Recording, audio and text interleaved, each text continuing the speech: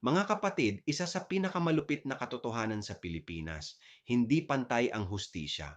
Kapag mahirap ka, mabilis ang pulis, mabilis ang demanda, mabilis ang sentensya, pero kapag may koneksyon ka, may pera ka o may pangalan ka, biglang nagiging mahaba ang proseso, malabo ang ebidensya, at parang lumalambot ang batas. Ito ang class bias ng sistema. Isang hustisyang nakapikit hindi dahil pantay ang tingin, kundi dahil pinipiling huwag makita ang paghihirap ng mahihirap. Kaya't ang mga biktima ng EJ case, desaparecidos at political prisoners ay halos pare-pareho ang mukha, maralita, manggagawa, magsasaka, kabataan. Mga kapatid, kung ang batas ay pumapanig lang sa may kaya, tungkulin natin bilang tao ng pananampalataya na ipanawagan ang pagbabago dahil ang dignidad ay hindi dapat nakadepende sa bulsa.